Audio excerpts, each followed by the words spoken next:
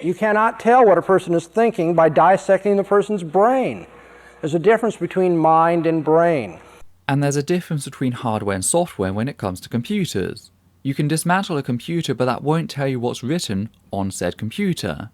Maybe it's all fan fiction, or maybe it's millions of pounds worth of cryptocurrency.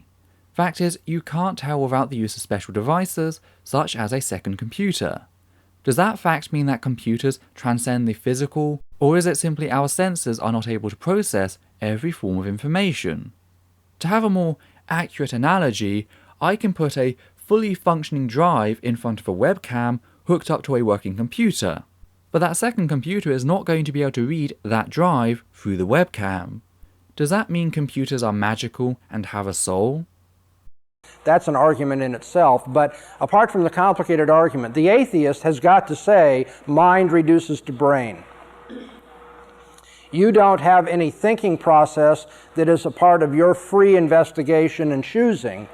You just have what takes place as an electrochemical response in the gray matter upstairs. Now I'm saying that's the implication of his materialism. He's an atheistic materialist. Well, not all atheists are materialists. Some are spiritual in holding to the existence of the supernatural. All being atheist necessitates is the fact that said supernatural does not include a god. But you could be talking about a specific atheist, as this sounds like it's been taken from a longer talk. I don't know. But so far all we have is you not understanding something about the brain as an apparent argument against atheism. Okay, now we're going to move in quickly for the kill on this one. If that is true, then you don't have any control over what you think. Well, I can't choose what to think, though I can choose how to act on what I think. If I see a person with a bloody knife standing over the body, my first thought is going to be that the person standing stabbed the person on the ground. But I can choose to continue to examine the evidence to form a fully informed conclusion to make sure my first thoughts were correct. Now you may ask how I can choose anything if my mind is just a chemical process. Well, that chemical process is me. It is my mind.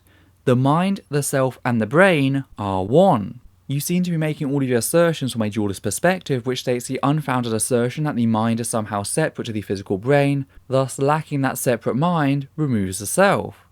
It doesn't. The mind and the brain are one. By the way, some atheists would say, yeah, that's right, you don't. What you think is just, like behaviorists would say, the result of antecedent physical causes.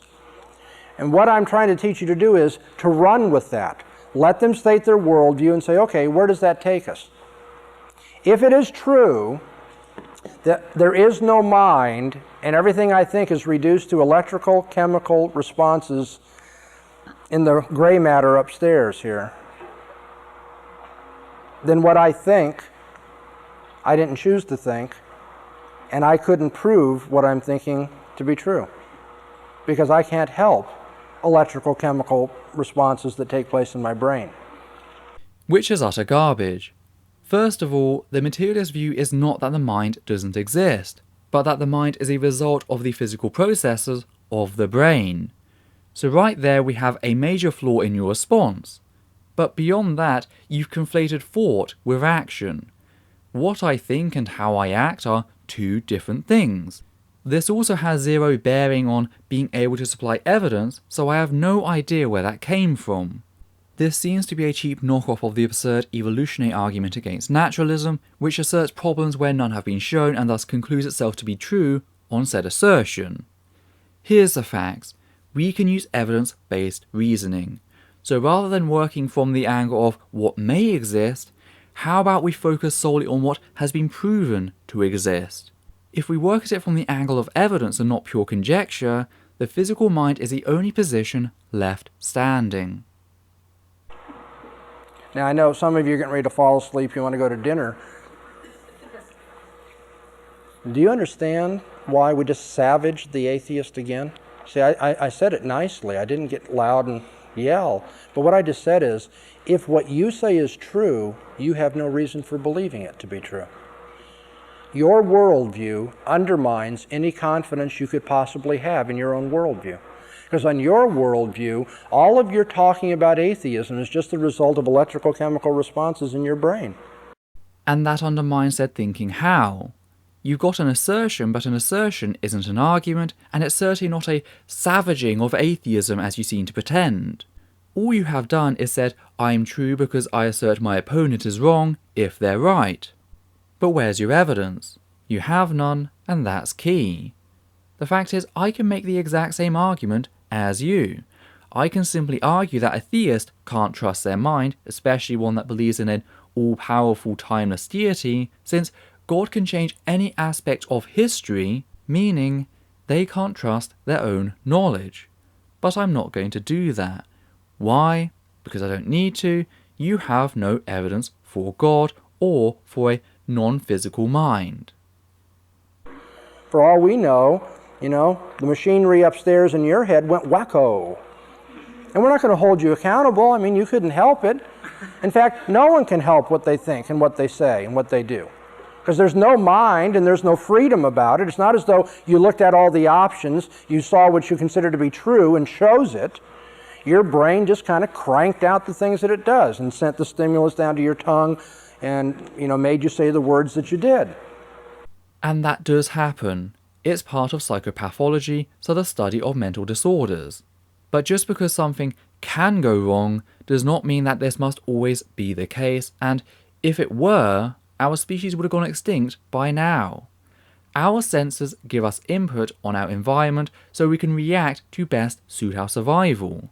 Pain exists not simply to hurt us, but to get us to move away from the source of our pain and to tend to our wounds. You talk about the notion that maybe all of us have a mental disorder, whilst I talk about the definites in the physical mind being the only observable mind. Disagree? Show me evidence of a non-physical mind, and I'll change my position. So if atheism is true, what I'm getting at is, if atheism is true, there could be no reason to believe atheism to be true. Because if atheism is true, I have no mind, my brain just does what it does, and his does what his does. In fact, here's a great comeback to an atheist. He says, well, there's no mind, it's just brain. You say, well, it doesn't do any good for you to try to convince me then, because my brain just says what it says, and your brain just says what it says. There's no argument. If you are right, Mr. Atheist, we don't even need to debate this anymore. Because after all, there are no laws of logic, there are no laws of science, and we don't even have minds with which to debate. This guy's dead 3 times over, philosophically. No. You've just shown yourself to be a massively incredulous tit. The mind being physical in both origin and function does not mean that the laws of logic constructed by said mind don't work, or that our thoughts are not impacted by the sensory data we perceive. See, you're playing this game of pretending that a physical mind would have to exist as an isolated object, cut off from what we perceive through our sight, hearing, smell, touch and taste, as well as our non-basic senses. The reality, of course, is that none of this is true. We can perceive, we can act, and all of this is the product of a physical mind. All evidence currently points to that, and to prove otherwise, you can't merely proclaim an inconsistency. You need to not only show an inconsistency, but if you want to claim some supernatural element to the mind, you also need to prove that the supernatural even exists. Until then, all you are doing is smugly blowing hot air, which isn't that impressive. People's rear ends have the exact same ability. So clearly, this is hardly the knockdown argument you're pretending it is. Hi there, I'd just like to say a few things here at the end of the video.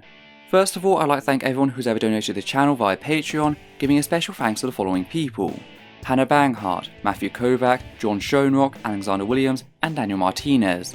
Your support has ensured this channel its ability to grow over the years, and for that we are truly thankful.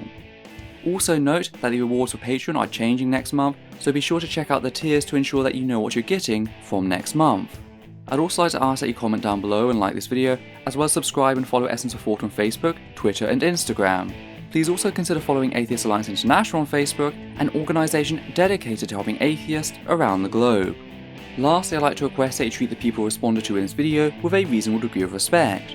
Whilst we understand that there are justifiable limits to said respect when tackling certain heavy topics and anger can be a genuine emotion, any comments utilising language which insults others on the basis of perceived gender, sexuality, ethnicity, or ability both mental and physical will be removed immediately, and the commenter may be blocked on the moderator's discretion. Let's keep this space one which upholds humanist values. Thank you.